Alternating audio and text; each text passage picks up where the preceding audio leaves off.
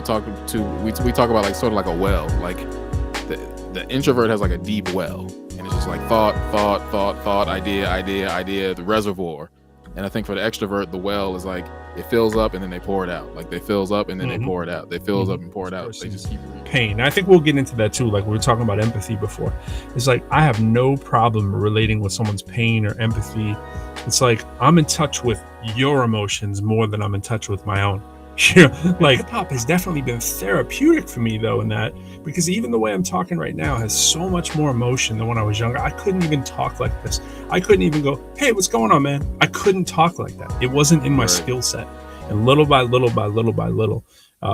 hip hop has definitely brought me out of that shell, being able to emote and to be able to tap into, like you said, the lion, and now I remember that. Like, so whenever I have to go give a presentation that's not about hip hop and just about me talking or whatever, now it's like, yo, remember you're a beast. Remember you're a lion. Remember. Yeah. So I'm going to hit y'all with something that'll help. Mm-hmm. So take it to public speaking. We should do a whole episode on public speaking. So here's the thing about public speaking.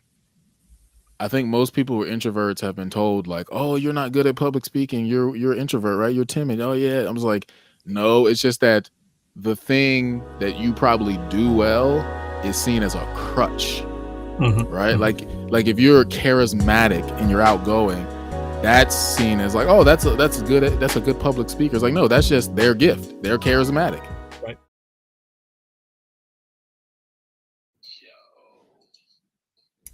What up? Check. I gotta bring my mic down. You know how we always gotta do here. 1, 2. Is that good? That's better? Yo, I promise. I've been trying to be much healthier, but here I am about to bust into the reduced fat Cheez-Its. I gained 5 pounds, Bernard, and I couldn't figure it out as anywhere other than Cheez-Its. Yo, check. Good? Kind of. You can hear me. I can't hear myself. Yeah, I'm hearing you on the Clubhouse thing here again. Let's see. 1, 2, 1, 2. We're getting the technical glitches all good. You can hear me on Clubhouse. I can't. Yeah, I see you on Clubhouse. I hear me on Clubhouse. I see you. I hear your audio on Clubhouse too, and I hear you here. Yeah. All right. I guess. Okay. I think I can. I think you just got to turn down your. I don't know if you got a speaker on or no. I think we're okay. Check. I'm hearing a little bit of you. I don't know if it's from my side or your side. Yeah, I think it's from me. Let's get the Bluetooth, I guess. Could be from me too. I think we're good. I think we're close. We're close. Yeah, if you're listening on Clubhouse, we are on Restream, so you're getting all the behind the scenes. And if you let me do it like that for now, because it makes the logo sit above us. That looks mildly nice. I like that right there. I like that. Let's go with the caption right here and let them know what it is. Who is that right there? I was going to tell you who he is. He is Bernard Hankins, poet, teacher, musician. What else we got in here? We have.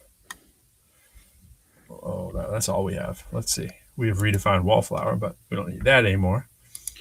Well, today's title is Silent Shame. Silent shame, and do not be silent shaming. Silent shame. Let me just get that up there. Silent shame on episode number 3. Number 3.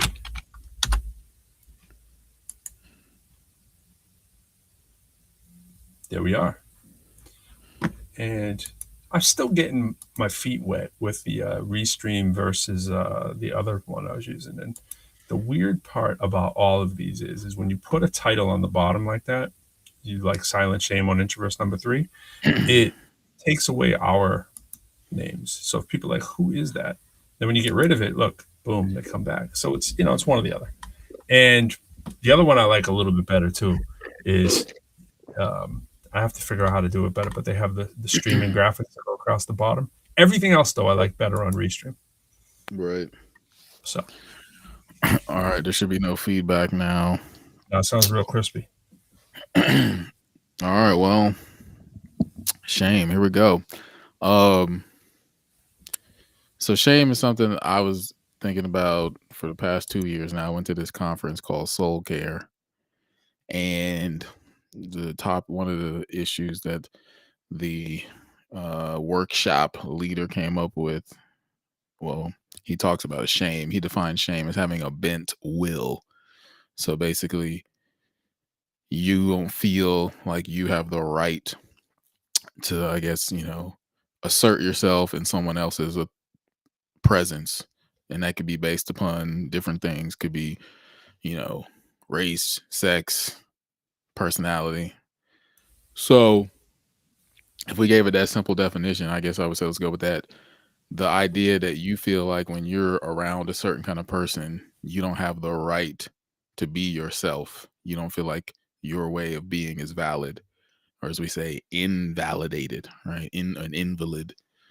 So if we attach that specifically to introverts, I think there's definitely this shame that introverts are told, well, they tell themselves, or you have that question in your mind, is there something wrong with me?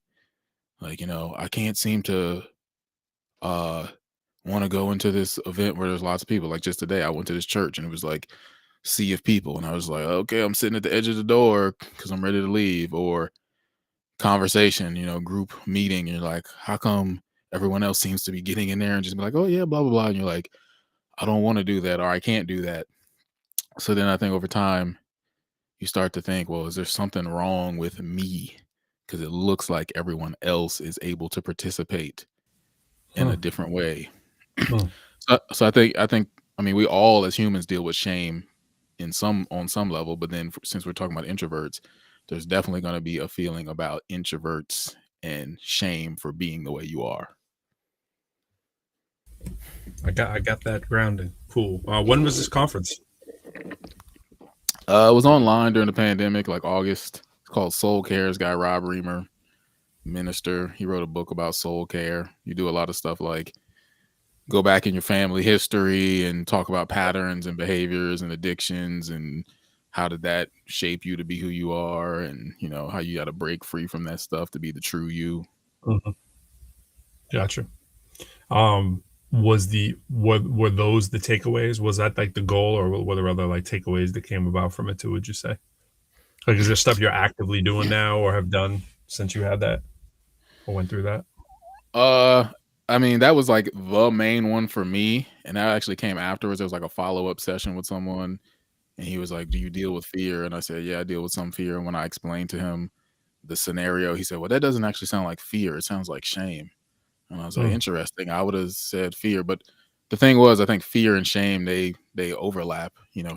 Shame says like, I'm afraid to show you this thing, so you hide. If it's something that you haven't done yet, but there's also, that's what I was going to say, starting with a definition of shame might be important, because I think like ashamed of, right? Like Right. I'm ashamed of myself. Would those be different, or is shame strictly in the before sense?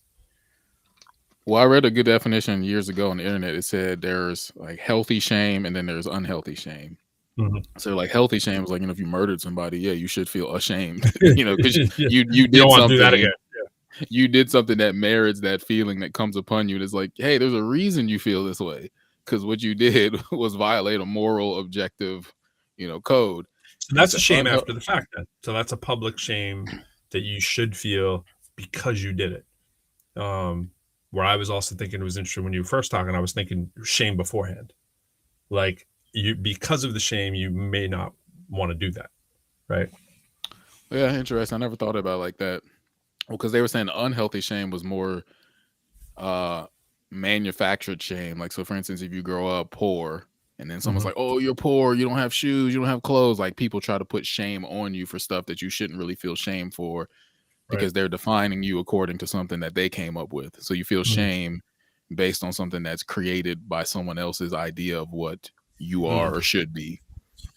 I find in that definition, shame, like I see the distinction, but it's very close cousin to regrets too. Like if you have something you're regretful that you did, you're probably ashamed of it, or it just led to something bad that you weren't ashamed. Like it was, i.e., it was dumb. I shouldn't have done that because it was dumb. Not that necessarily like oh, I shouldn't have left the faucet on, right? Like I Right. regret that because my house flooded. I don't think you'd be necessarily ashamed of that. I mean, you might feel, the feeling dumb may make you feel shame, but you might have just made a mistake that you wouldn't necessarily feel shame for, and you could regret it. But I feel like they're close cousins in that sense of the word. Well, it's interesting. I had a conversation with a friend. Yeah, I was supposed to talk. I meant to invite him to this link, but we were talking because we were talking about on Thursday about sins versus mistakes, and we had this whole argument because I was telling him that I think sins cover everything, and then mistakes fall underneath that umbrella. So there's got to be some gray area, though. There's got to be some gray area. Like there's got to be. How are there going to be mistakes that are like you can make a mistake that I would think I'd be able to come up with a list of maybe 20 examples if you gave me 10 minutes. Right. But are you saying I'd be off on my thinking that it's a tributary back to a sin? I don't want to go into all of it now, but I'll give you the short version is that as I thought about it later, I guess I would say there's a difference between good and evil, which I would say sins, and then right or wrong, which would be more like mistakes. So like you can mess up and say, oh, you tied your shoe wrong.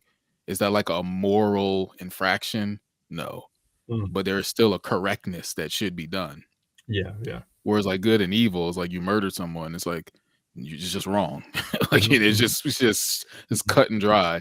But to your point, I do think that mistakes ultimately, like you say, a tributary of the sin. For instance, one thing we brought up was I said, if you make a mistake, like why do people mistakes? It's usually because they're in a hurry or they're distracted by something. Right. So if you're like, oh, I've tripped. It's like, well, you were distracted by probably something that was really insignificant. Yeah, but you could have poor vision, let's say, and you could step on glass. It's a mistake, right? Is it a mistake that I didn't go get my glasses checked, or you know what I'm saying? Or if again to your earlier thing, I might not have the money. I would think there are just, as people say, innocent mistakes, right? Almost denoting there is no sin in there.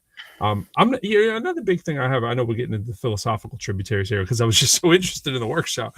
But another thing I'm not sure of. I mentioned I have a list of things I'm not positive of, and I try not to. It's good if that's COVID. Yeah, right. I'm not sure of. I feel like good and evil definitions are overblown. I don't want to say they don't exist, but it's like the evil thing. If you take it away from humans and you think of like not killing, right? Like a fox has to kill. It's a carnivore, right? It's not unless it can go to the grocery store, which it would be happy to do, and scavenge through the store. But we think of, okay, we wouldn't kill because there's obviously that has a lot of different implications than say a wild animal. But when I think about it, I'm like, okay, what things are people doing that aren't premeditated by some psychological condition? So the question becomes, for me, is evil a psychological condition, or is it some abstract thing that's out there? Like, is there a arbiter of evil? Is there a pit of evil, or does evil arise from a certain condition? Maybe you could say evil arises, to take your thing to the extent you can say evil arises from from creating sin, right? But I mean, with the intent to harm you. Like if I said, oh, I have a good idea, I'm going to harm Bernard, that would sound evil.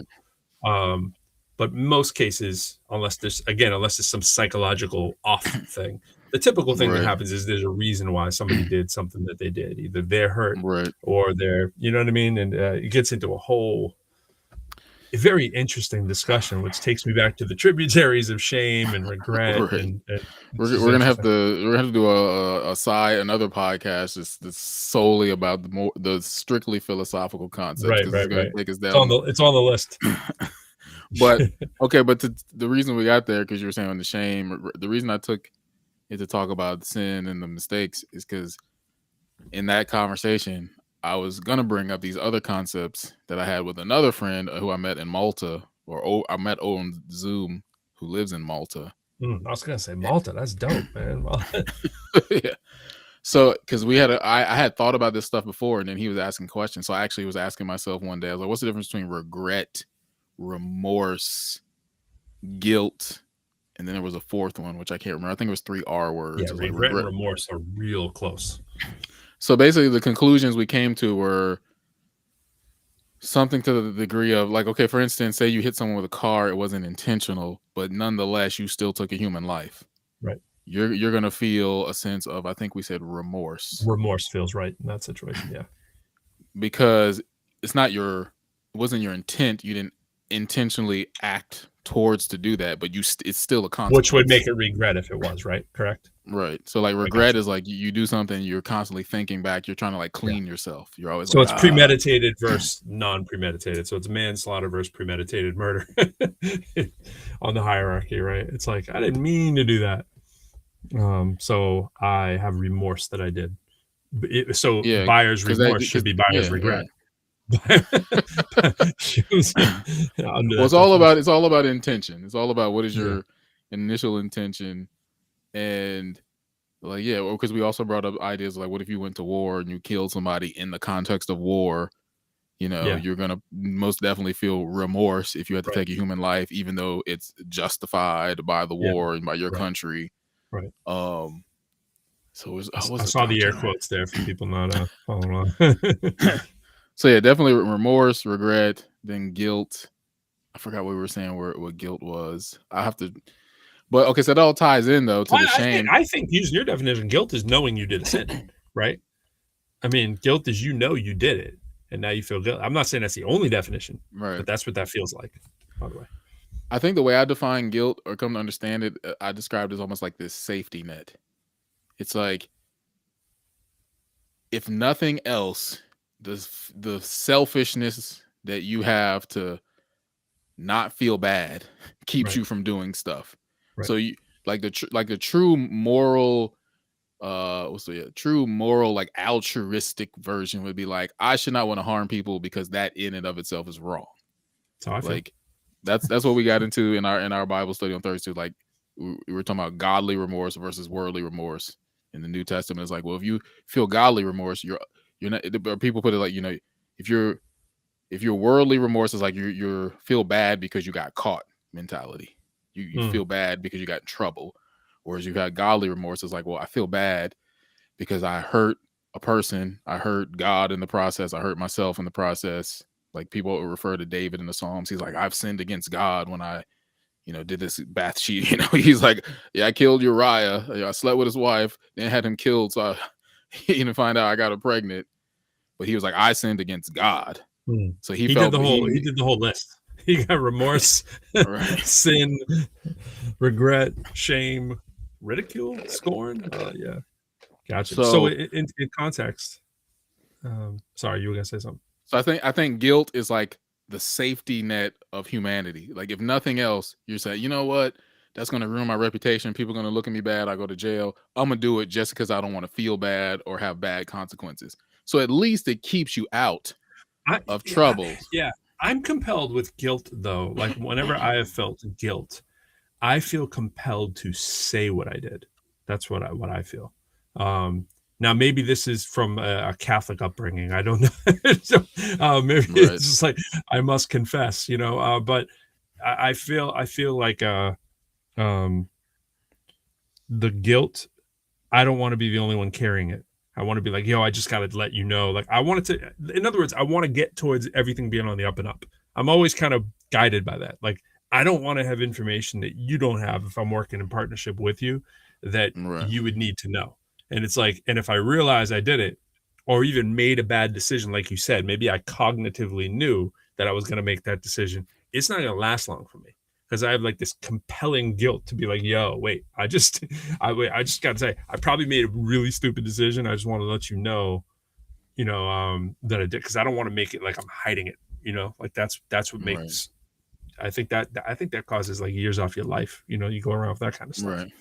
Well, that's what Rob Reamer, the Soul Care Conference, he says one of the things you have to have if you want a healthy soul is you can't keep secrets. Right. He I had the agree. top three. I One was agree. like you can't hold unforgiveness. The other one is you can't keep secrets. I can't Yeah. forget what the third one was. But I've had I think gray area on when to say certain things though, just because of respecting people's emotions, and respecting how they feel. I'm like they don't need to know this piece of information. It's just going to cause more problems. It's not like I'm keeping it right, from them because I don't want to tell them. It's I've made the cognitive decision right, that this is going to open up more problems, and it's not like for instance, I give you a perfect example. When I was living in Lowell, I had mad parking tickets, crazy right, parking tickets. And I know my parents were stressed out by my parking tickets. So I didn't feel compelled when I had a parking ticket to come home and go, hey, guess what, guys? Got a parking right. ticket. Like I was just like, let me just pay that. And, no harm, no foul. That doesn't rise to a big occasion. You know what I'm saying? Well, he And was speaking more like I mean, yeah, we could talk more about that, but he was talking more like when he was trying to figure out his family problems, his history. He went to his grandmother or something and was like, okay, I need to know what it was like our family's addictions and so forth. mm, And finally, he got her to speak and said, like, yeah, you're like, well, your dad, your granny, he cheated on me, basically.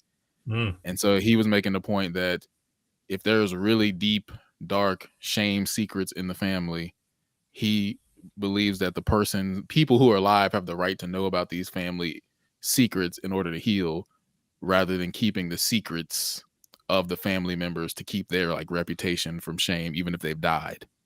right. So if someone went to the grave with some kind of secret about, sexual things or whatever, he's like, Yeah. our alive family has the right to know. That needs to be brought to the light, because he's basically like, you can't have victory in the darkness. Mm. Yeah, I generally agree with that. Now, this again, no, there's a borderline there where it's like there's like things it's like you said to heal, but it's like no one knew like your great grandfather like murdered someone, right? It's like I don't know how compelled I'd feel to tell great grandchildren, like it's like okay, if maybe when they're of age, I suppose, but Right. I don't know if that would be like burning thing. But I know we're off the the track of where you're headed. I want to get to that though. So where again? Since we went down those tributaries, where again do you, with the title of what we're talking about with the silent shame meaning you are feeling, are we talking more about the feeling of shame because you're being silent, or the intentionality of somebody trying to put shame onto you, which is more of what we're saying? Well, I think it has double meaning. One, I was just saying that, for instance, when people say, "Oh, you're really quiet," but it's always that statement, "You're really quiet," but they're, What up, Tree, they're by the way? saying you are this way, which I don't approve of or I find abnormal. However, on the other hand, there's this other good thing about you that makes you acceptable. So Right. it's a play on the idea Yeah, of yeah. silence. Silence is the thing that you get shamed for as an introvert, but also it was one of my, if you look on my Instagram, one of my word plays was shame. Right. Yeah, that's So nice. like when you hide stuff and keep it quiet, that's how Yep. like that's how shame is fed and allowed to stay stronger, because you don't bring Mm, it to the light, you don't talk about it, you don't expose it, you don't deal with it. You just that's what shame is. Like, don't let anyone see this. Like I said, Adam and Eve, like don't look at us. right. If I you I do see feel us, this one now. This is one I feel. So I feel the shame. Shame again. Shame is a strong variation of the world. But if I'm in a public place and I know that people are looking at me, I now feel more responsibility, probably incorrectly, to not look like I'm the quiet, brooding one in the corner. So I make pretend that I'm more outgoing than I actually am, to make other people feel a little bit better. I mean, it's something we've kind of touched about a lot. So I feel the pressure of the societal shame that there is towards the quiet people, having heard only later in life, right, that this was sort of my diagnosis, right? People like, especially, significant others, right? And telling you, oh man, you're so quiet, you look so grumpy. Why you see it doesn't, you right. look a little weird, like sitting over there in the corner. So now I got the people you care about's voices ring in your head. So I'm like, I'm not going to be that guy. I'm going to go, I'm going to at least do the 10% that I feel I need to do early, so they know that, oh, there's nothing wrong with him. And then maybe I'll slowly fade out into the back. all the time. Well, here's a distinction I came up with too. So the earlier thing was saying about healthy shame versus unhealthy shame. So then I also realized there was a difference between shame and being shamed. Yes, yes. So you can feel shame for something you do, but then there's shame that is like thrust upon you. Like I said, oh, you're poor, or why are you so quiet? It's like someone's taking mud and throwing it on you Yes. and then judging you They for having throw the mud. mud on you. They're throwing shade, not shame, but we should be saying you're throwing shame. Yeah, Right. throwing Yeah. shame. You're throwing shame. That's the the first time I heard someone say you're throwing shade, I thought they said throwing shame. I remember when I first heard that. And this is probably like 5 years ago, right? I never heard that expression before. It was probably a rap song actually.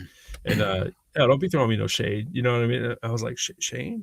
And also I had an album called Put 'Em All to Shame. So shame was buzzing in my ears. But I was like, Right. I'm throwing me shame.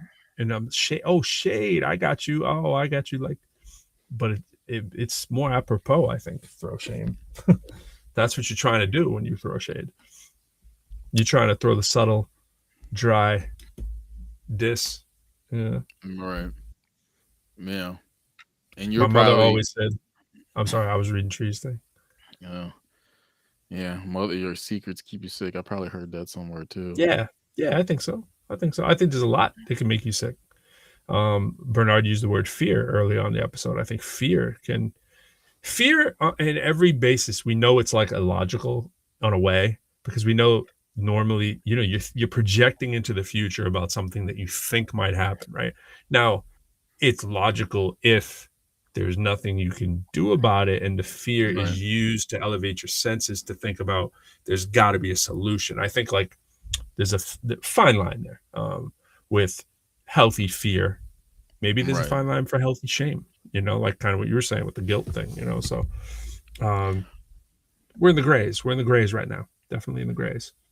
Well, so there's shame and then there's being shamed. And I think most people they're operating out of their own shame anyway too. So okay, let's put it in the context of the introvert extrovert. So you have like an introverted person, extroverted person. Introverted person is just sitting there just like, hey, I'm just being myself. And I'm like, oh, you're really quiet.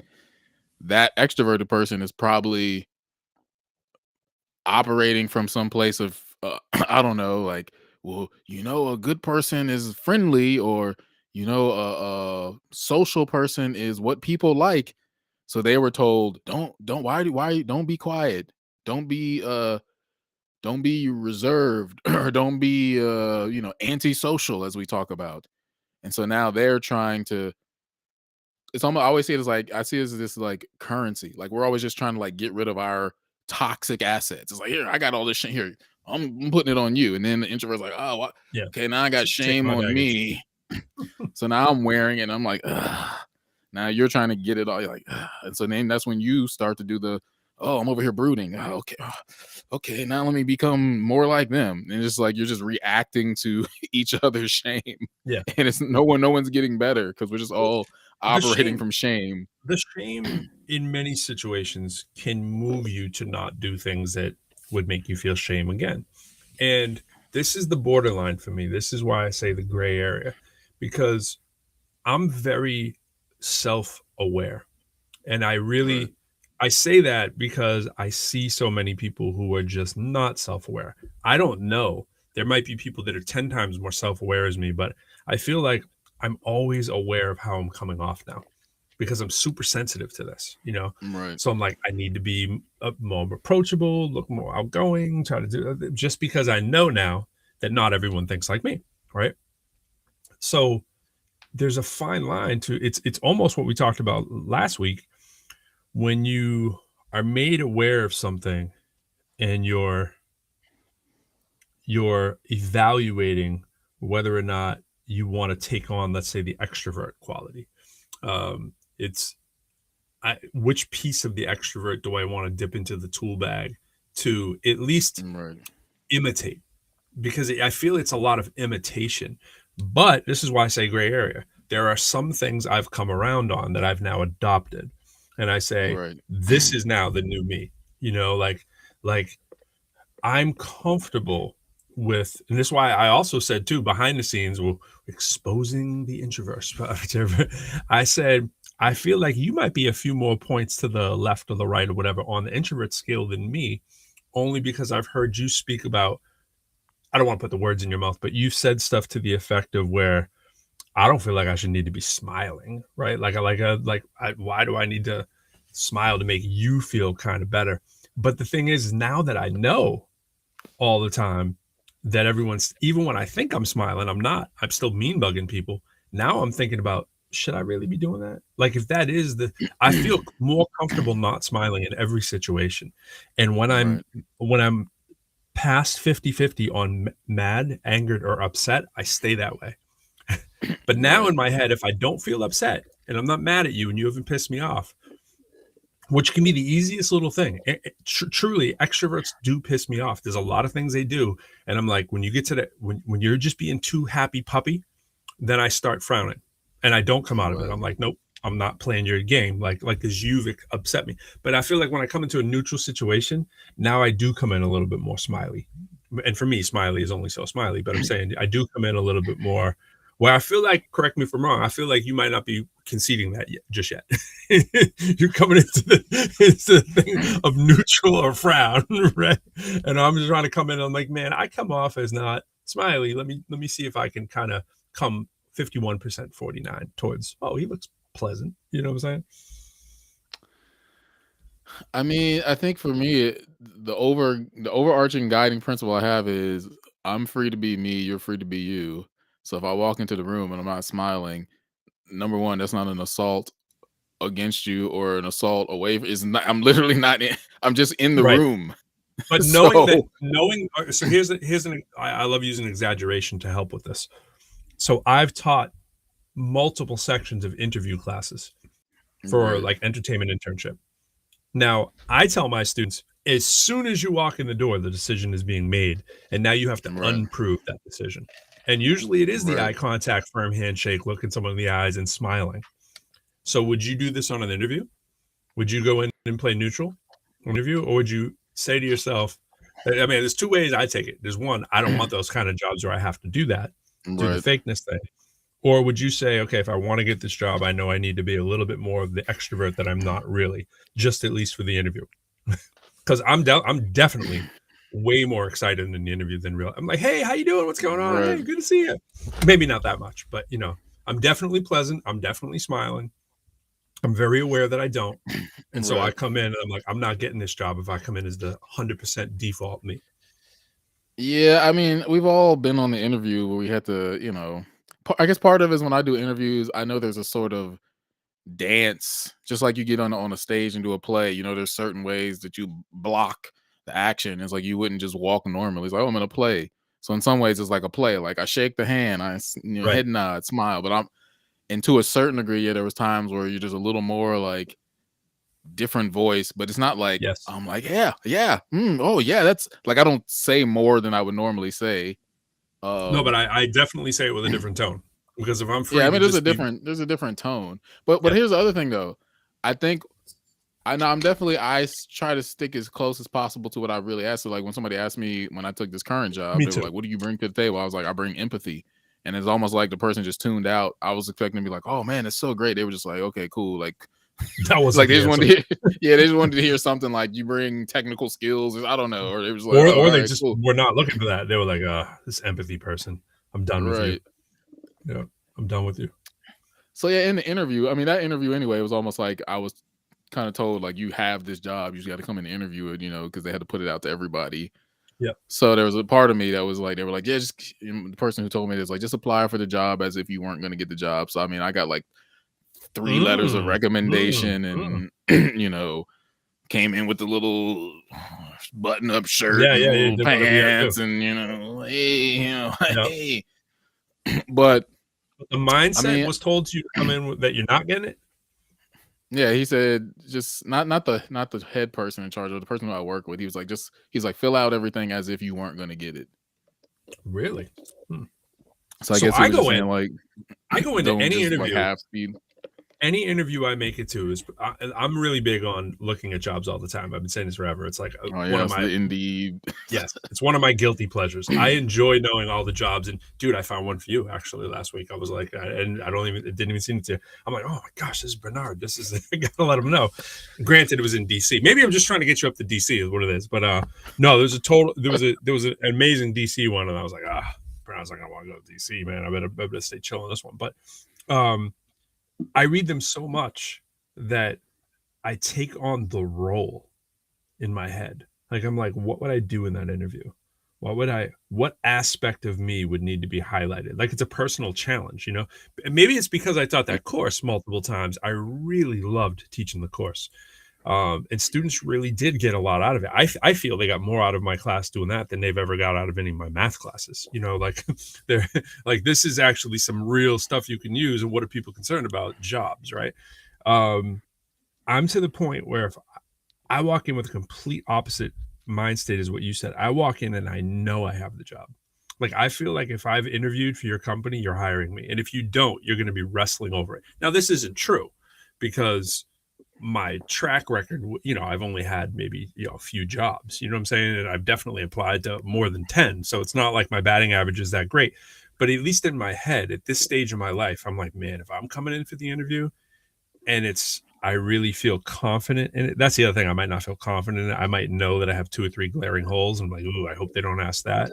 But I go in with the mindset that this is my job and that you'd be foolish to not take me. That's kind of the only way I can psych myself up for it is that's what I have to do. I have to go, I am the person for this. And I become that, you know, as much as I can in the interview. I mean, I think I have that all the time anyway. Like, okay. Yeah, wherever I go, I'm just like, y'all need me. Like, Y'all not need me. not because I'm cocky, but just like I bring value. You know what But you I bring, believe yeah. that about everyone. Like, I Yeah. believe everyone brings value. So I expect someone else to come in to me like, yo, you need me. You know, Yeah. like I expect high of others, and I expect high of myself. But okay, so you're like this story to the job interview. So yeah, the day after graduation from UVA, I was like, I gave this great graduation speech. Everyone loved it. You know, I it was on saw a it. high. It was amazing. Thank you. It's all about do what you love. So I was living it because I went to school for architecture. Through architecture, got into film and architecture animation class, and I was like, this is what I want to do: edit, shoot videos. So even though I only had like a semester of experience, I was like, this is what I want to do.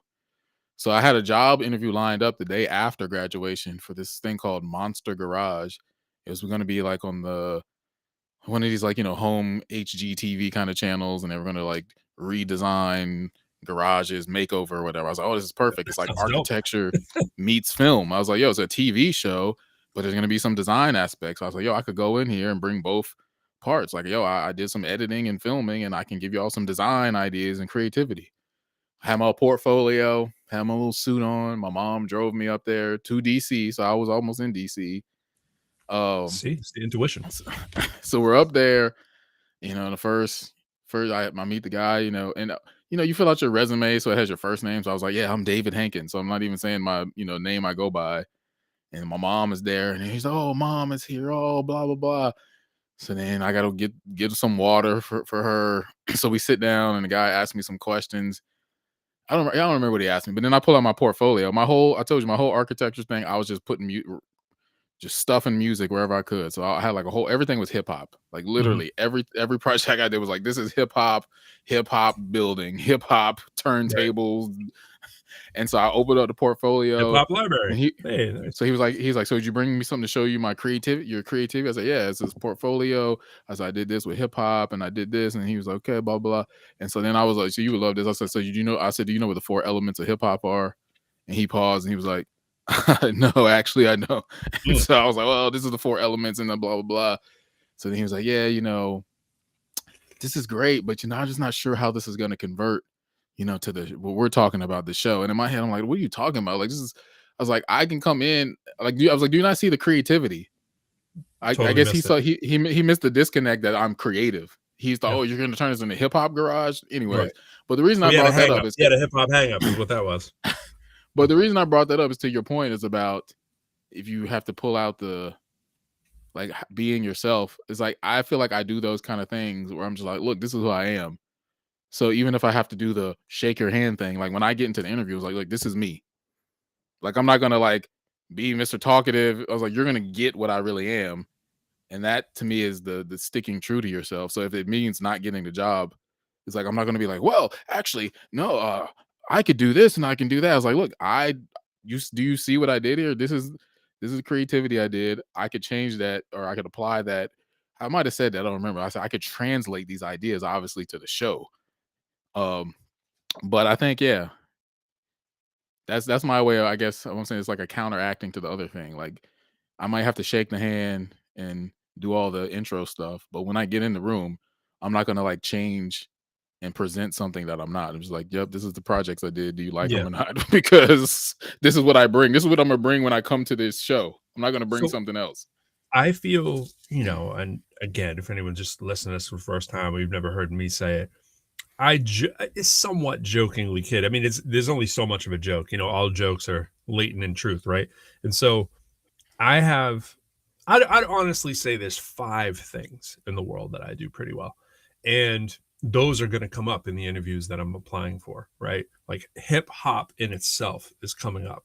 Lyricism that I'm like, I don't just consider myself someone who's involved in hip hop. I'm a lyricist at the end of the day.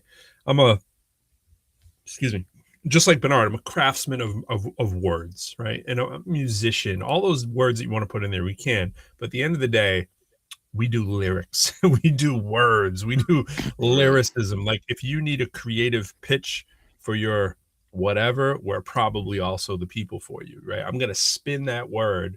And I feel the word and the marketing is so important for almost everything that we do, whether it's a concept, whether it's an idea you're trying to bring to your family, to a community event, the church related stuff, the school related stuff, how you position it is super important. And I feel I have that because it's in that creative realm. The other thing that I have is education. I know a lot about education, right? And Bernard is the same. My discipline, however, that I teach is not only math. There's the entertainment side, and there's actually teaching of education courses. Those are pretty much my things. And I can, as a result, I can write pretty well at this stage of my life. I was at my wife's this weekend at her father-in-law yesterday, and we were kidding about him teasing me and how she had to grew up like, where did you put the book at?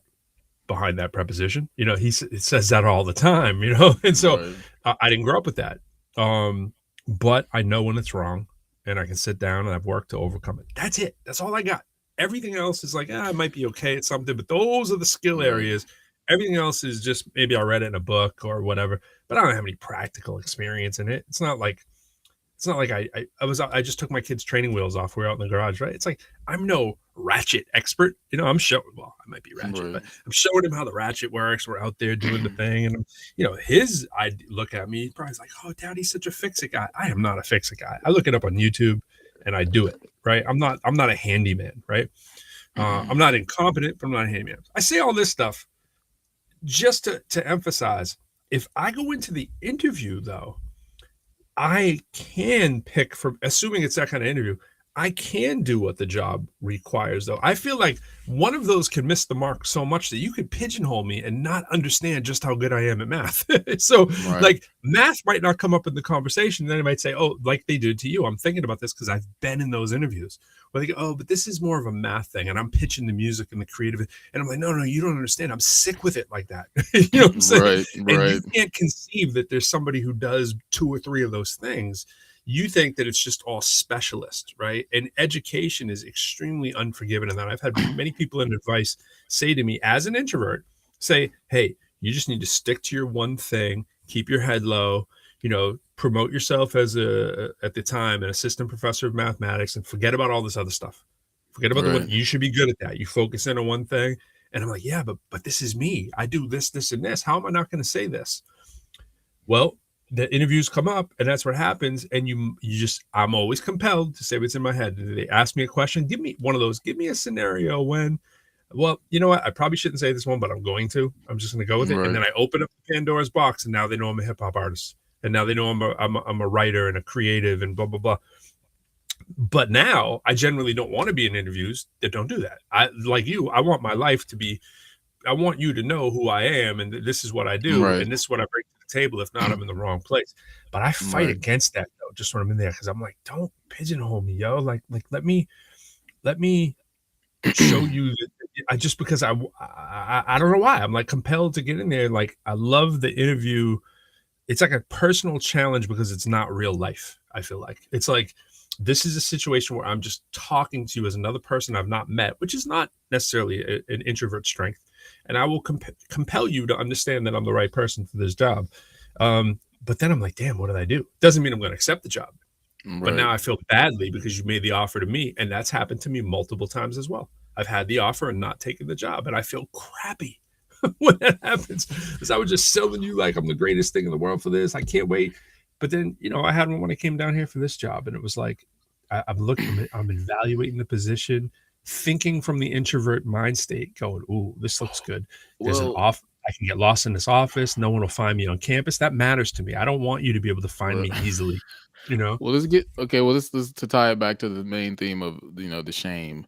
I think this brings up a different kind of Hey, shame. Juice, what up, homie? This That's my brings man up right there. another kind of shame, which is, I guess it comes to two things. One being an internal processor, and then sometimes that internal processing not coming out of the mouth. Mhm. So all the stuff you're saying, it's like sometimes, like you said, okay, like I said last podcast, it's like, yeah, when I'm doing stuff on my own, when I was doing videography, I'll be, directing my own stuff, and I'm like, here, move this, get this, boom. And then when I get around people, it's like, wait, do I know what I'm doing? Like, even though I know what I'm doing, is all of a sudden it's like second guessing, even though it's not really second guessing myself. So it's like when you are in these interviews or just in society in general, there's this shame of like, well, you're one of those in your head people. Like you're not really real. You're theoretical. Like all the like you're saying, all the stuff you're saying They've doesn't said it that to you? doesn't not to me. They haven't said it like in those words, but there's an overarching sense of Oh, you got to be a doer, right? The mind is great and all, and imagination and thinking and being a visionary is fine, but you can't pay the bills with visionaries. It's yeah, like yeah, yeah, yeah, so yeah. often the Definitely had that introvert trip. is the visionary Oh, who's like, yeah. look, here is the thing. Yep, I want you to take it and then make it. But there's yep. a sense of like, no, the people in this world who Wow, who are successful are doers. So wow. you need to think it and do it. And it's like, but no, we all have different roles in life. I'm Man. the thinker. I'm not lazy. I'm just saying I have so many ideas. Mm, I can't do them all. mm. I can think about I trust me, all my ideas, I'm always doing them. I'm Yo, you always just hit thinking. on something so big, man. This is so big. Like the innovation, right? The innovator, the like conceptual, like I can see the end. I can see the goalposts, right? I know this will work. But Right. I've often been the person, and I've told you about it's like promoting. I don't want to be that person. Like, Right. through an award show, I don't want to. We're actually going to do another one. I don't even want to. There's nothing about an award show that I want to do, except that I knew it needed to get done for the scene. Truth, 100%. I didn't want to do it. I knew it would actually hurt me as an artist. It's like, oh, why is an artist going to be involved in giving awards? You can get one your own, and then actually did. You know what I'm saying? Like, that's a hard pill to swallow. There's no winner in that, right? And when you leave it to popularity or something like, there's all kinds of problems with that. That's just one scenario. In school and education, I can see what needs to happen as the visionary, but it doesn't mean I want to be the leader. That's the Right. thing. Like, you want to maybe Or put me in the leadership position, but I don't necessarily want to lead this. I would just want to give you the idea and you go do it. right. Or you want to be a leader in the way that you're like a director is guiding and Yes. visioning. Like action, you do this. You don't want to be the camera operator, the boom operator, this That's craft way service. Like juice. you don't literally want to be in the scene or moving the camera or doing the Right. special effects. You want to be with your mind in your hands Absolutely. saying, no, do this and do this. So on a film set, it's obvious that the director is back watching, Yep. kind of guiding the ship, and no one's like, oh, how come you're not hitting record? Yep. Like no one's mad at the director for not touching the camera. There's like, no, you're the visionary. You have the Yep. vision. You keeping us all on course. Yep. So that's how I see myself in life. I'm a director. So I come in and I'll say an idea, but I think the people who hear the vision, they also, because that's their language of like doing, they're thinking, well, when are you going to do it? And you're just like, that's what you're here for. Not because I'm lazy or not because I'm telling you what to do, but that seems to be your strength, is to get into action. Yeah. So here's the vision. Now get into action and let me guide you. I have no problem in seeing the end line all the time. Can always see where something's going. If I'm bought into it, if I'm bought into it, the like that's my competitive advantage, right? And it's what helps you with math. I can see the solution before a lot of people have actually quantified what the problem is. That's an Right. advantage in math. There's an advantage, Right. and it's an advantage in business, but you have to care enough about some. Like, so if someone says, "Yo, this is a problem we're really working with," I love doing that. I love give me all the variables. I can work with the constants. I work with the variables well. I can spin it all together and figure out this will go here. But I don't want to do it. I really don't. Like I'm like this when I was promoting, same thing. I go to the promotion example all the time because I became the promoter of the scene when I had no interest in being the promoter of the scene. Because Right. people go, "Yo, how do you do X, Y?" And I'm like, "Yo, this is so obvious, like painfully obvious to me." Right. But then I Right. realized that people haven't been in that arena, haven't done that before, or whatever. And I'm like, "Oh, this is what stinks." So here's the worst part of that. When you are an introvert and you do not have a big circle of friends, but a massive circle of associates, that was me. Right. I have thousands of people who know me, and I got like 5 friends. I still do. I got like 5 friends, and it's like, I mean, people that I like, know me and I could call or whatever. Maybe sometimes I'll expand that to 10 or 15 of like, we're not, calling every day or whatever, but they're dope people that I really like, and I like their mind, right? And so I'll call that the inner sanctum. But if I got to go and promote a show, there's like one person I can call sometimes, usually no Right. one. So it's late at night, I'm doing the flyers, I'm driving, I'm parking the car, I'm running. I can see what has to happen, and then I go home. You know what I mean? And it's like I got no circle, I got no blah blah blah, and I'm like, I am not the ideal person for this. I don't want to go out Right. and be seen. I don't want to go out, and this holds introverts back because, like you said, this is why I said it's such a great conceptualization. Is that yeah? It's usually for me the introverts who are the grand architects, pun intended, of these plans and schemes, and they're not the best person to lead it. They really aren't. You Right. need like a team. You need like a few introverted visionaries, and you need like 10 doers who go, like I said, I'm Right. not the salesperson. I'm the marketer that's different. I will write you the plan. I will show you how to do it. Please go get some type A personality that I'm like type D. You know what I'm Type saying? D. People are like, all right, maybe not, Type but it's like I. if I could be type D, I'll be part D, It's like, let me play the cut, please, because it's something else. Right. See, you know what I think it is? I'm excited. I don't know about you. I'm excited when the plan has been figured out. I don't want anything else to do with it anymore. I'm good. I'm on to the next one. you know, it's like, how do you do blah blah blah? Like, let you go be on Front Street, stand in front of the camera or the flashing lights or whatever. But I'll reluctantly go do that when I have to. But because we do this, I now know the benefit of that actually has. But it's Right. just you're still putting the wrong people. Right. Like, and it's like, can I have someone stand in my place and take the pictures? You know, like if that existed, that'd be great. Like, could there be an Iron Man suit and we just Iron Man just behind the suit? Well, I think the other problem is this goes back to the shame is, if you're an introvert and you're visionary, you okay, this I'm sure you know this too. When you're an introvert and you're a visionary, you live in your head in such a way that that's where you're your most confident. Like Absolutely. I'll be arguing with people in the shower in my head, making points, like point, That's why I don't point, know if I told point. them, because in my head I did the same thing. I'm like, Right. "Yo, did you see me saying it all the time? Did I say that out loud? I don't know if I verbalized it or my thoughts are as real as what I verbalized."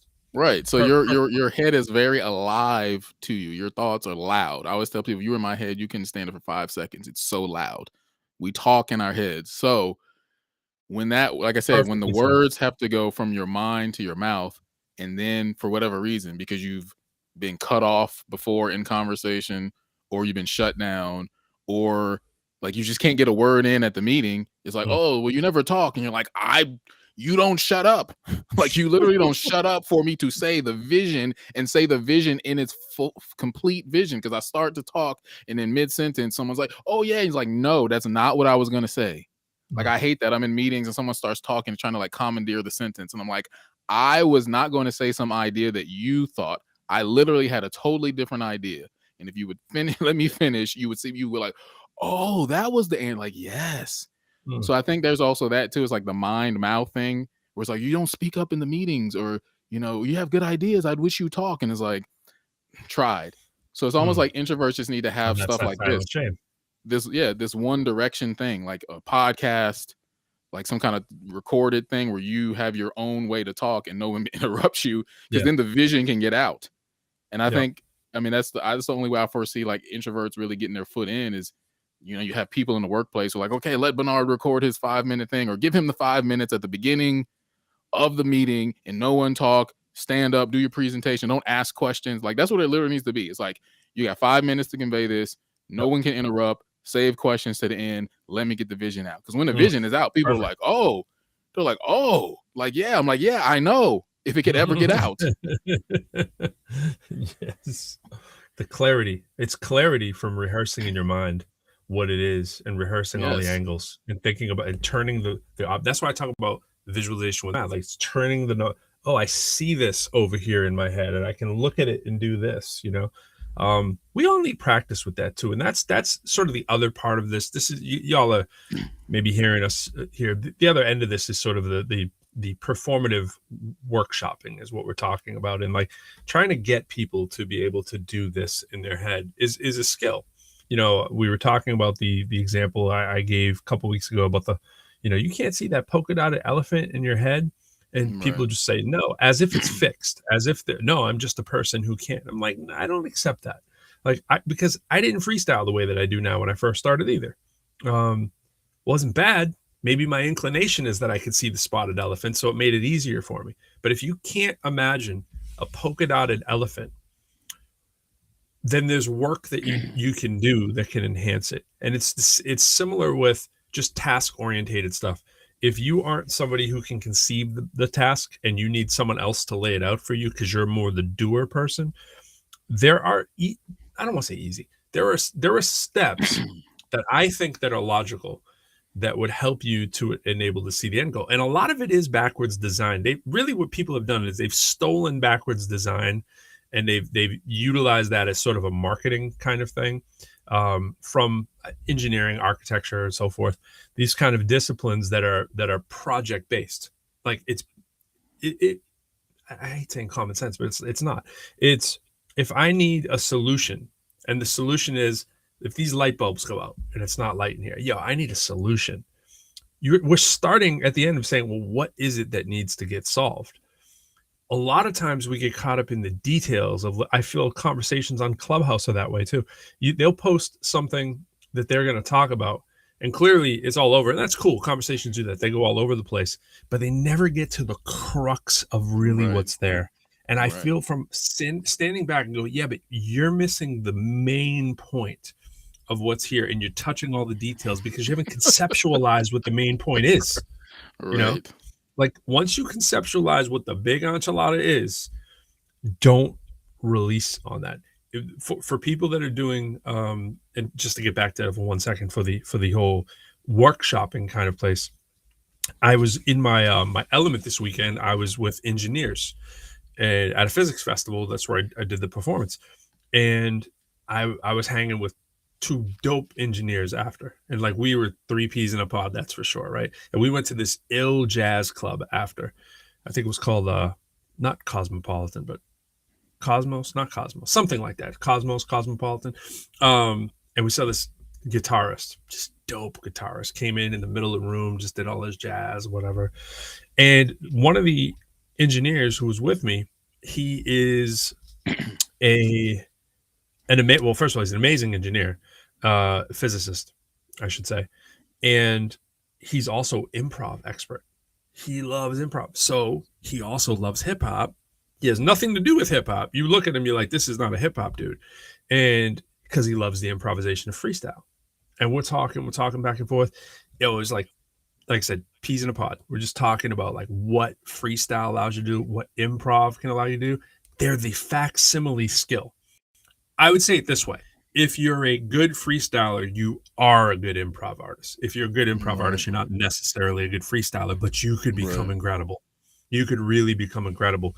And I don't care what people approach. I do think that whatever, I don't care what your method is, but if you haven't had a chance to do maybe improv, and you're someone who's afraid, like, oh, I don't want to freestyle and what I do, I would really highly suggest people trying to do improv and lend themselves to what's next, building off something, right? Like, hey, here's what somebody said. What happens next in the sequence of events in your mind? Because you're the one who's in control. You're the author. So you have to be thinking of what is it that I'm trying to build, but in fast time. You're not necessarily thinking of the complete end goal, but the end goal is you, because you're only worried about what happens with you. So you see what happened and you're like, what would be a logical conclusion of that to happen? And then you let it flow and you let it go into that. So these were close cousins that I think can help out the non doers, maybe the people who are afraid to do. Right. And I don't think that those are the introverts. I actually don't. Right. I think the extroverts will jump up on the stage too and be like, I'll try it, but it doesn't mean you'll be Right. good at it. I think for the people who don't see that elephant, that just like doing for doing's sake because there's something they get out of it, this is the way to go. Well, I think because I'm trying to think hard too about like what I've done in my life and workplace that could help What people, up, so John? we have solutions in terms of okay, well, what do we do about this not being heard? I can't think right off the bat. Okay, let's talk about modes. Last time we talked about mode switching. Mhm. So I think about this stuff all the time. So like you just said, it's not about doing, right? It's not that introverts are only thinkers and never do. Like, what's that quote? It's like thinkers are doers and doers are thinkers. Thinkers are feelers and feelers think. Like, we all do both. It just depends on what mode. So okay, so we did this. Okay, so here's how I think about it, right? I always use this metaphor of birth. If you are the one who birthed the project, there's a sense of connectedness to it, and you got to follow it through. Right. Like I talked about the creative mixer thing I did last time. There was just something about me giving birth to that where I became the mother, the extrovert, the creative extrovert. So I find that I had a lot of friends who they would come up with these projects and it's like they're trying to hand it off to me. And I'm like, no. You are the mother. Yes, yeah, Like, I might be in that same. I might be one of those hand offers too. Yeah. I might be the midwife. I might midwife a little bit, but I'm not taking it. You're just your child. But they tend to be like, no, I want everyone to own it. I'm like, no, you want them to do the work. Yeah, but I'll bring them in. That sounds like what. But early, and they're co-birthing with me. But that sounds different than what we were just talking about, right? I mean, what it sounds like, I'm negating what we were saying earlier. So I guess I got to clarify and really think it through. So I think one thing is, if you're an introverted person, if you're directly connected to that project, you are also a doer. Like I'm saying, when I have an idea, I am obsessed and possessed, and I will follow through. So I was thinking about this festival. You want your idea done right, basically. Yeah, exactly. I don't want to do it though. I just know that I have to a lot of times. I feel like compelled is the right word. Well, I think it's about what is the origin? Like, who is the birth? Where did the birth come from? Because I remember in architecture school, they would give suggestions to you need to change this in your model, and I was like, but you're trying to like impregnate me with your thought. Yeah. Like, I don't really want to do that. And then when I was up there explaining it to the guest critic, I was like, yeah. So then I moved this, and I was like, I don't really feel like I own this child. Like, this is what you told me to do. But the stuff that I come up with, I'm just like effusive. I'm flowing off, and it's just like, all right, shut up. It's like, yeah, because this is my child. The passion and the fuel is there. So I think if an introvert is in a work environment and their idea is allowed to be expressed uniquely as themselves, just like they would do out of work, they would also be a doer, at least to a certain level. Like you're saying, they would run, like, okay, so this festival we put on for our students, like my first year, I forgot it was my first year. We did so much that year. We put on this festival outside of the school. Normally it was a showcase inside the school. So this place called Art Park. I mean, we had like hair cutting, drone flying, video games, art, performance, people doing eyebrows, it was every kind of expression. And I was like, man, I felt like a different person because I was out there and students like, Mr. Hankins, we need power. I was like, you be quiet. Okay, move, go grab that table. You pick up that table. You extension. I was like a commander. Like I was like I am in charge. Get this done. So there's something about when you are a birther of the project, you will be on the ground to do some of the work. Yeah. But there's obviously you can't do it all. So yeah, you're going to hand it off to the other doers. So there's something about the visionary being allowed to envision, let the vision be heard clearly. And there has to be that respect of like, okay, yeah, you know what to do, so you tell us what to do, or you delegate to us what you think we would be good at. Because the introvert is good at that too. Like Mhm. I'm such a good person. I think that's just my gift beyond introversion, but I can identify talent. Oh Mm. yeah, you two work together. Yeah, y'all ideas match. Y'all need to pair up. So if you let the introvert thrive, they will delegate. But I think that goes back to the shame thing again. If you haven't been allowed to speak, if you haven't been allowed to assert your voice in these kind of meetings, it's like, well, how will you ever have the voice to feel like you have the authority in a meeting to say, yeah, guys, this is the project. I think that's the word for next show that we do. I think the assertiveness thing is a big piece too. I don't think myself as non-assertive, but I think there's a lot of people throughout my life who have labeled me that. Right. I don't think anyone this day and age in my workplace would say he's not assertive. But I do Right. find myself sending emails every now and then just to clarify that I'm not. Like, I'll be like, oh, I just want you to know that the reason I didn't do this isn't because I didn't know it needed to get done or whatever, is because I needed person X over here, or I had a reason. I don't do stuff usually for no reason, you know? So, but I'll be like, I don't want you to think it's lack of assert, because I'll tell you when I think you're wrong. I have no problem with that. Like, if I'm, and I'll say it in a non jerky boy way too. I'm gonna say, hey, you know, I was looking at this. I think is there another way that could work? Like, I'm thinking this, but you tell me like where you want. I don't have to be the dictator of all things, but I'm like, Right. I just want to clarify what you're thinking, because I'm thinking this method has always worked for me. Or again, what I think we do a lot of times, especially with the freestyle, I don't need to have seen this or done it or lived it. I've seen this over here, which has a lot of similarity, Right. and I can immediately extrapolate that this would work over here. So I'll bring that up to someone. They'll go, oh, yeah, you know, usually their comment is, I never thought of it that way. I get that all the time. Never thought of it that way. Never looked at it that way. After a while, though, that has you going, maybe I shouldn't say anything. It's the unintended consequence, because if you're hearing that all the time, if you're hearing that, never thought of it that way, oh, it's an interesting way to look at it. It's borderline hearing like you're wrong, right? Because on one hand, it's like a compliment. It's like, hey, Right. oh, that's. It's like that could be saying that's brilliant of you. I never thought of it, or it could be like, Right. that doesn't seem like it makes sense. Never thought of it. Right. Don't thought of it. Haven't thought of it that way. Which depends who it's coming from and so forth. So I will lose what looks like assertiveness, because I just know that the way that I tend to think isn't the way that other people are necessarily thinking. So I'll let people do all Right. the thinking. And if it goes off a track that's really apparent to me, then I jump in and I say, you know what? That I was thinking this way. You know what I'm saying?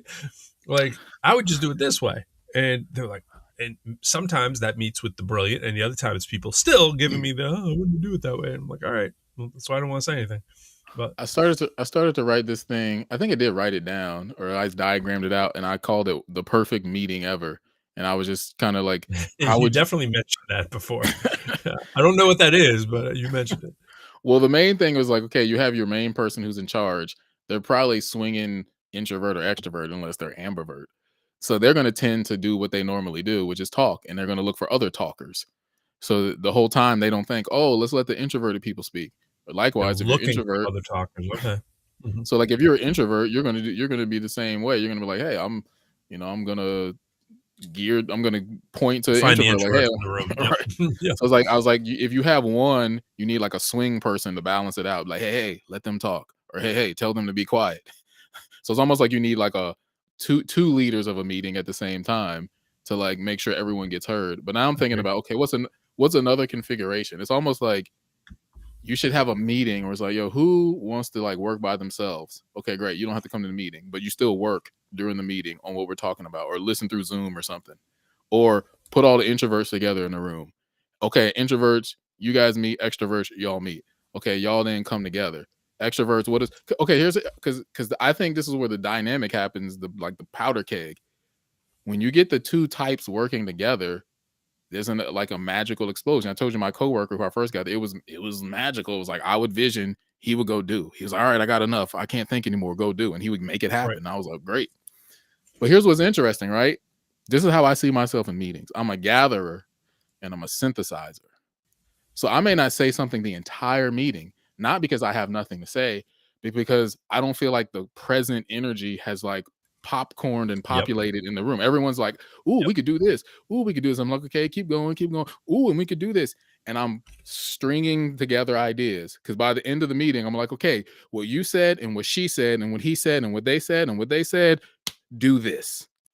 Synthesize all the ideas, but that can't happen until the end, obviously, because all the ideas weren't present to do that yet. So you can see the introvert as, "Oh, well, you're so quiet. Don't you have ideas?" It's like, well, yes, I have ideas all the time, but right now I'm the synthesizer. I sure, because for me, I'm always like, no, I could tell you a billion ideas. I could run this whole meeting and I could tell you what we need to do. But why would I insert my personal idea Right. into this meeting just to talk? And that's I'm that. asking what is meaningful. I'm asking what is most meaningful to the meeting?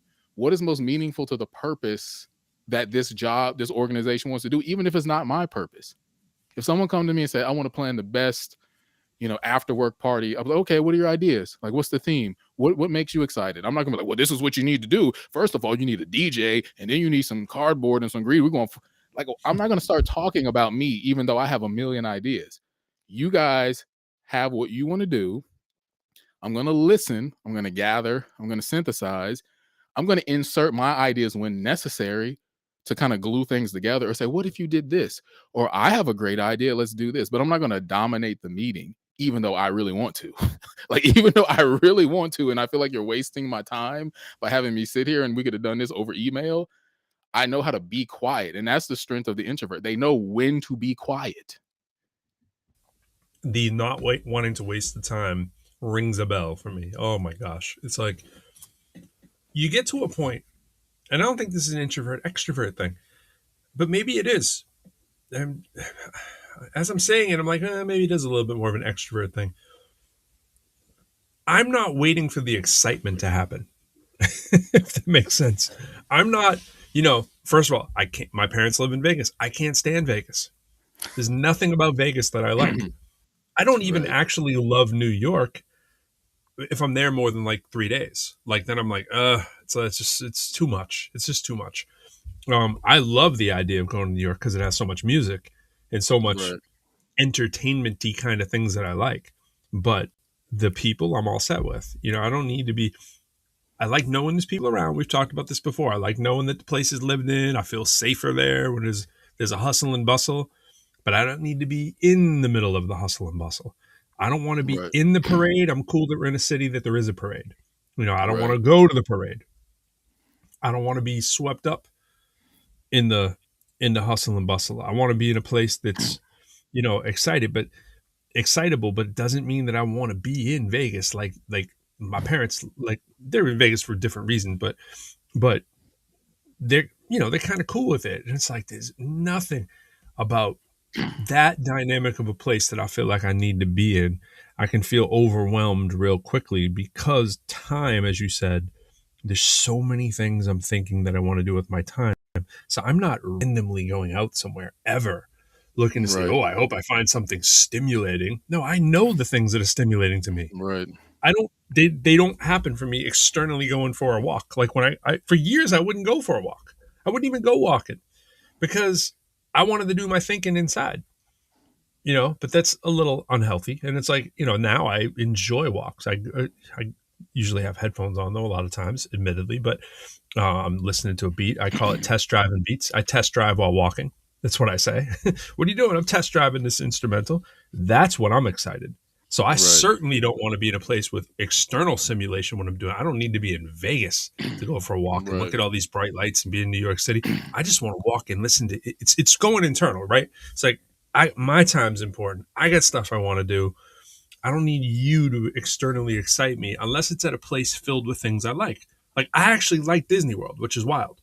I like Disney World because when I was a kid, I saw Epcot and I saw all the science, and I was like, "Yo, this is amazing! This is fascinating to me." Right? I'm scared of heights. That's scared is a strong word, but when I was a kid, definitely was scared of heights. It's like I wasn't trying to really go on Space Mountain. I went on it though because it's fantastic-y. It's like science-y. Like, ooh, let me experience that, right? So it seems at odds. Hey, I want to go to Disney, but no, because it's filled with the kind of stuff I like. Hey, I want to go to Right. MGM or Universal because I like Terminator and I want to see the Terminator ride, and I love Star Wars, so I'm gonna like going to see the Star Wars stuff. Not because I need to see 6 million people jumping around with bright lights talking about Star Wars. I just like the story. You know what I'm saying? So put me in one of those places. Oh, I'm very sociable there. Put me in a place where people are just looking for external stimuli because they don't know what they like. And you like a Vegas and like, oh, I just want to go be Right. where the action is. And Right. no, I don't need that. I don't need that. So it's not a fine line. It's kind of a clearly defined line for me. Give me a day of New York, I'm good. Right. Give me a couple hours of Vegas. It might be cool just to look around and see what's there, but I get overwhelmed. Going, oh, I get overwhelmed that there's too many restaurants. Honestly, if there's like 15 restaurants around, and I'm like, oh, I just want to find the place I like. You know, but Well, I guess I'll connect that with, you're talking about energy and I'm like, so I'm thinking about it like popcorn. Like you get into a stimulation. room, a meeting, and it's like, what's popping? What's populating? What's populating the mental atmosphere in a room? So I think, because okay, so we've been talking about shame. So we've been talking about, you're quiet, you don't talk, you're a visionary, you're a thinker. Like these are all things that are used to shame introverts.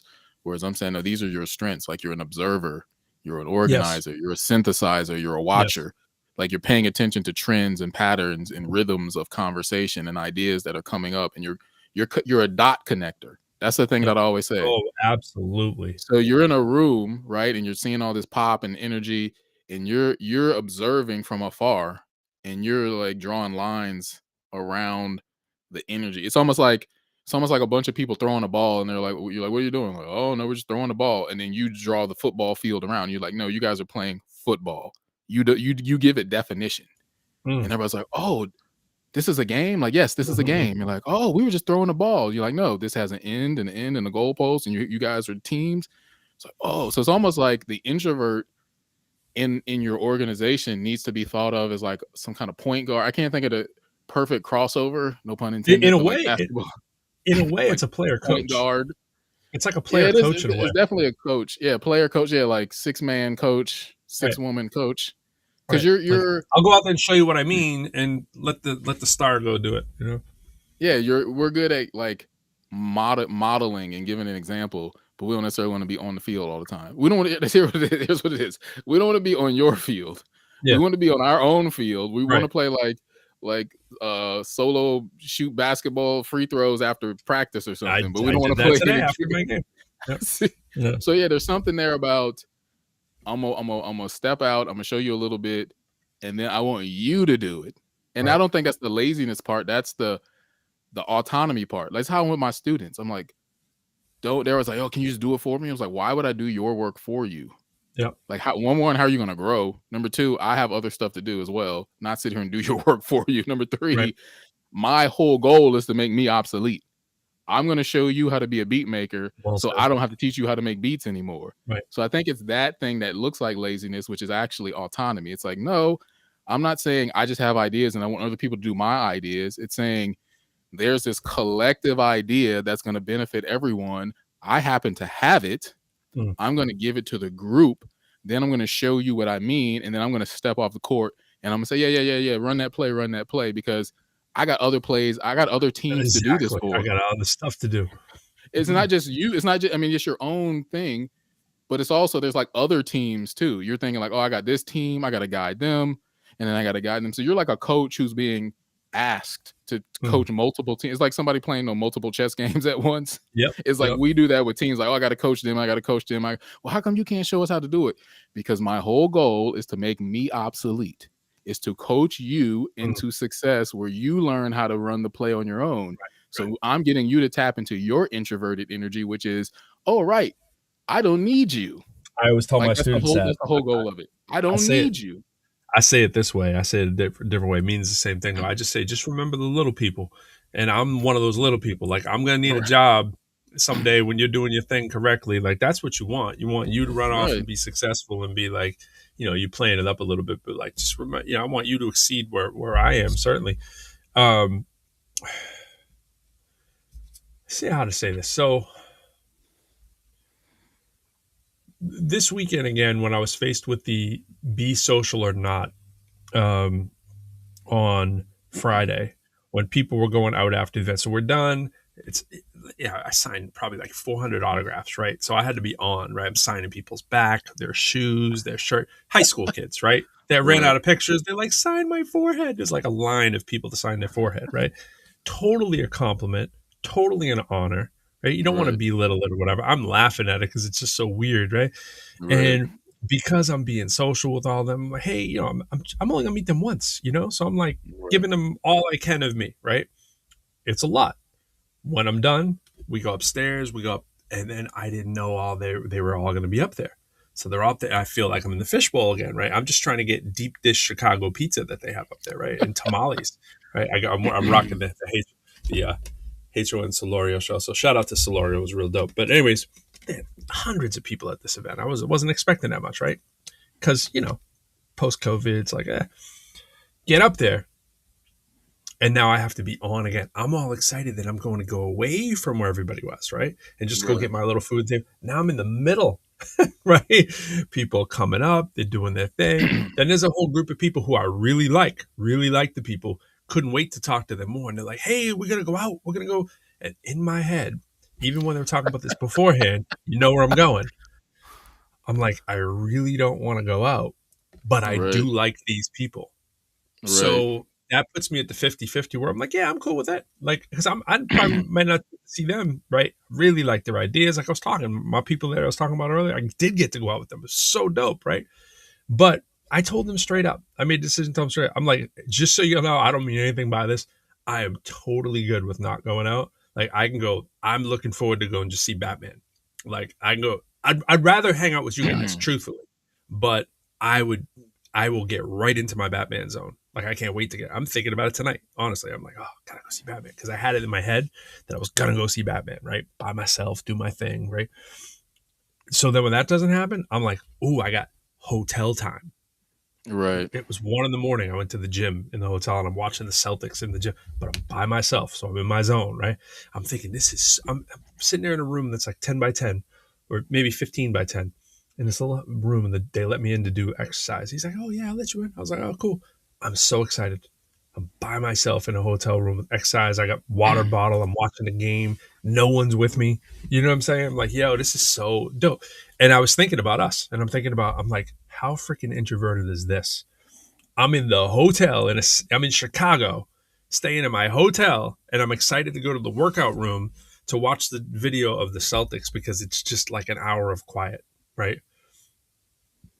Get back to the room, and I'm like, I've been in here long enough. Got to take a shower, turn on the laptop, replaying the second part of the game. I can't wait to go to sleep. But I'm so excited because I'm by myself. I got like 12 things that I could do. I was like, yo, I got all this time to do. I'm thinking of I got 2 books with me. And I'm thinking, yo, I could bang out 2 chapters in each of them. Right? Because I'm like, I might need to sleep on the plane tomorrow. I'm Right. always thinking this way. I'm like, it comes down to our time with ourself is so highly valuable because we know what we already like. And it's not Right. set in my ways because, again, it's 50-50. Like, yo, if there's people that I like that I know, I'll go do the social thing in your city that I've never been here to do. And guess what? I got to sit in the last row, far right corner, because I got to pick where the seats were. Far right corner, last row in a relatively small place. I felt good about that. I could see everyone in front of me. I'm back there. They're clapping really loud. I'm not feeling compelled to clap really loud, but the dude was really dope. So I was like, yo, I don't, again, it's these weird kind of dynamics that we have where we're always juxtaposing kind of like, oh, should I clap louder to make it like I'm like a nicer guy again? You know what I mean? It's like, and I'm so happy that you brought me here to see this. So I don't want to Right. seem like I'm not the dude, like, yeah, because I'm just not the rah guy to be like, yo. And there are Right. people doing that. And I'm like, I'm so glad to hear because I want this guy to get his dues on the stage. I don't want to have to be the person now to yell out, yo, great job. Right. Right. It's all that stuff I wrestle with. It's a lot of stuff when you really think about it. When you verbalize it, think about like what's going on in your head. Well, I know we It's gotta that end shame. soon, It's but it's yeah. this that is for me. That's where I go when I think silent shame. It's like, do Right. I? I can't really totally stay silent. I'm supposed to clap loud, and then I'm thinking about appreciating the people who took me to see it. I don't want them to think I'm not enjoying it. So now I got to do a little bit more exaggerated. If I would have been there by myself, it would have been like this. I would have been like, Well, And I would have told the person after how dope he was. That would have been. I would have walked up right. one on one and said, "Yo, man, Well, you're amazing." yeah. So yeah, well, since we got to wrap up soon, Treat. we're gonna end, Yep, we're gonna end on we are. these the ideas you just brought up. Yeah, it took me back to the main theme of shame. So one, yeah, similar things I've definitely dealt with, but I think like I told you, like I'm just about, look, I'm doing what I want to do. Like seriously, if there's somebody who, here's the thing, I don't give standing ovations to mostly anybody. Like people should be standing up for anything. I'm like, okay, come on, dog. Like I'm that the was not same way. great. That was not even like good. That was all I right. did Like stand for this dude after though, because he was freaking amazing. Like this dude was an incredible guitar player. I was like, I stood up at the end. I was like, yeah. and I don't want to feel Plus, I wanted compelled. the stretch. I wanted the stretch though. Right. I don't feel compelled to stand up because everyone else is standing up. Like there will be times where I literally just sit there. I'm like, okay, yeah, y'all go ahead and do that because this was not worthy of me getting up. And with the clapping too, like sometimes people be clapping, I'm like, okay, I don't feel like clapping. The rest of y'all are clapping. That's enough applause. Like It's it's peer enough pressure. volume. It's It's peer enough pressure. volume. There's enough No. volume for this guy. Silent shame, baby. I'm telling you. But to the point you were making about like, okay, let's say you had a performance and then people's like, oh, come out with us. Okay, so here's the tension, right? And where the There's a shame lot. comes in. There's a part of you that's like, oh, wow, these people want to get to know me. They accept me. So I think part of you, which has maybe been rejected by people before, is like, oh, people accepting me. Why would I Right. reject being accepted? Like I should get this. It's almost like you didn't have money and then someone's like, here's money. And you're like, oh, I'm good. No, it's like you're gonna take money that you didn't have or you feel is owed to you. It's like, oh, these people, they like me, they're gonna talk to me, they're not telling me, oh, you're quiet. But see, here's where I think partial shame is. There's almost like there's a part of you telling yourself, oh, they like this extroverted me. Like there's something Mm. about my performance, Mhm. and And that was that's out of yeah, my shell. And so they because like they're expecting me. more of that, right? And Well, it's not that's just because they're why. expecting more, but it's like they No, no, accept no, you. no, no. But they are saying you're gonna like going to do this thing because they don't know the real you. So they're like, let's take him out. Like he Right. wants to go party. I don't want to go party. Oh, You know what I yeah, mean? that could be true. But That's I my guess I was reward thinking for being a it's good extrovert. right. I think it's to the point that you made the other time though, when somebody, Thanks, like Tree. you said, they talked to you and then they said, "Oh, when I first met you, I was kind of afraid because you were Yes. very quiet," and they like had to fix you. Right. So I think it's a similar kind of thing. They see you on stage and it gives off an air of extrovertedness, like we say, Yep. it's a creative extrovert. So like, It's oh, a so this guy's really out there.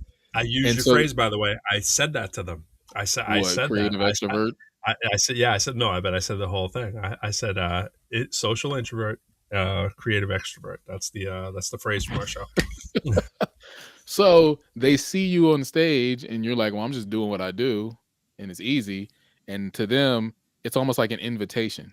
It's like, oh Yeah. man, he's calling us to hang out with him. And you're like, no, I'm just doing what I do. So then when they're like, come on, let's go out, you're thinking, but why do you want to go out? Like, I just want to go relax. So I think in Yeah. their mind, they're thinking, oh, he's more of an extrovert. And in your mind, or my mind, whoever's mind is saying they accepted that extroverted appearance of me. And so now you feel kind of trapped in a sense because you're like, if I say no, they're gonna be like, oh, we thought you were Yeah. extrovert. Yeah. Now Yeah. you're introvert. Oh, you're just Mr. Party Pooper. You just want to go to your room. So that introverted you, which is like, please take me home. Please let me go rest. It's like, come on, self. They never usually accept us. Yeah. Yeah. Yeah. They like us, take us out. They They like want to us, take us right? out. They want us to come with them. And We you're had a like, discussion about it. I was sitting in the back of their car, and I was talking about the show, and I was like, yeah, I was like, it's funny, and I go, I'm going out on a limb here. I'm just gonna say with you two, and I think you're both introverts as well. And one of them was like, oh yeah, he's like, I didn't even have the language. He's like, I didn't even know that until my wife told me. I'm like, yo, you married to my wife? I said the same thing. And the other dude was clear introvert, right? But they were my people. So I was right, excited to go out with them though, right, And I'm like, I'm like half of my brain's going, you don't get to go do your thing, but you're gonna go them because you do like them and they accept you, like you said, right. like this is my little clan here. We're going to roll. But yeah. So And I think that's part of the shame too, because part of you is saying, I just want to go back to my room or do whatever. I want to do this thing that I've already decided to do. but then there's that voice that says something like, why aren't you like them though? Like, why Mm. can't you Always, be that always, way? And always say that's a that. conversation I had with some students of mine last year. We were talking about shame.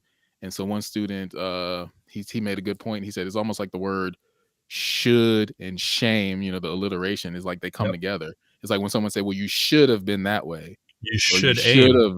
You should Yeah, you aim. should aim. You should aim. To be an Should extrovert. aim for extroversion. So I think I that's, do. I that's do aim for it.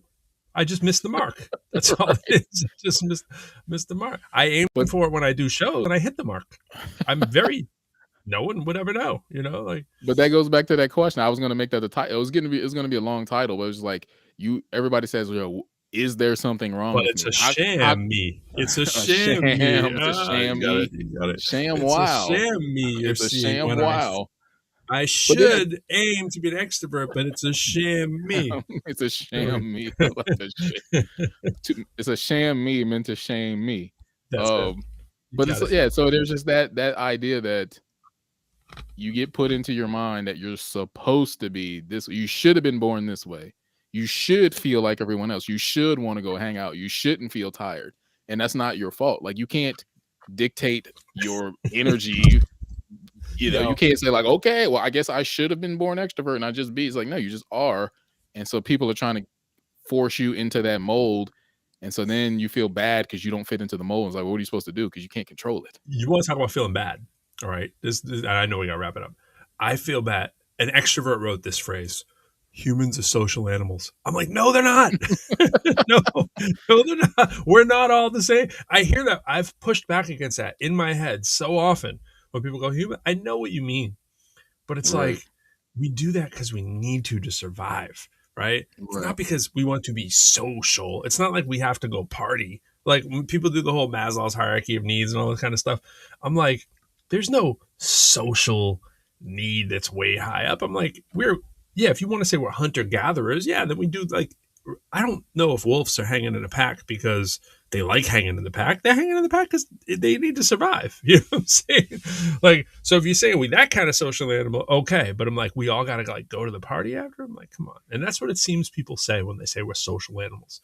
Like we just need, like, yeah, we need to fit in some circle, whether that's your Right. family, whether that's your, but when I hear social creatures or so, I'm like, we just need to have a survival group. If when we're born, we're helpless. We'd all be dead if there was no social group. If we didn't have Right. parents raising us, I mean, humans would be the smarter the animal, the deader the animal would be. It's like the longer it takes your brain to mature, it's usually the more intelligent animals. Your brain, body's following with it in a lot of cases. Not elephants necessarily, but humans, it's going to take you a long time, and you need a social circle. And the parents can't always be there. So to me, it's not like it's chicken and the egg thing. I'm not saying we're social, therefore we make social circles. It's like, no, we make social circles because we need to survive. But that's another thought. Well, to end on that, I'll say if you use that idea, then you have to imagine that there's somebody who's, as I said, introverts are like the gatherers, So at some point there were some gatherers and some hunters, right? Mm-hmm. One person was like, hey, gather is a nice word for a scavenger. We call everybody else scavenger, by the way. We get to be gatherers. No, you never say that about like the badger. Oh, look at the gatherer. He's a scavenger. It's a rodent. So it's like some people need to go out. Like, hey, we need to go get the food. It's like, all right, that's you. Go be a doer. Bees. And Someone is like, right? Someone's gathering, someone's planning. It's like, well, we probably shouldn't go over in that part of the woods because we surveyed, we saw what was what. So don't go over there. That's the vision. So I mean, yeah, if you're gonna take that kind of model you were saying, like at some point during humanity, somebody was like, hey, we need both of y'all. Yeah. Like, cause y'all saw the big picture. Y'all saw that there Right. was these vultures in the trees that were going to swoop down and get us, and there was these lions. And I'm glad you were paying attention because we almost walked into that. And it's like, Right. and I'm glad we have you because you guys are willing to go out there into that. There it is. That's why we're social animals. All right, my friend, let's wrap it up and All right. see you. Actually, when is your next thing? When is your next Clubhouse thing? I mean, I know we do the Monday thing, But what is your my Thinkubator will be on Tuesday at 7 p.m. Tuesday at 7? Eastern. That just sounds like a place you want to be. Who doesn't want to be in the Thinkubator? I know exactly. What are you doing if you're not in the Thinkubator? You're not thinking. You're not thinking. You're not That's a baiting. great pitch. Right. If you're not in the Thinkubator, you're not thinking. I like it. Make the t-shirt. All right, Joe. All right. Peace out, y'all.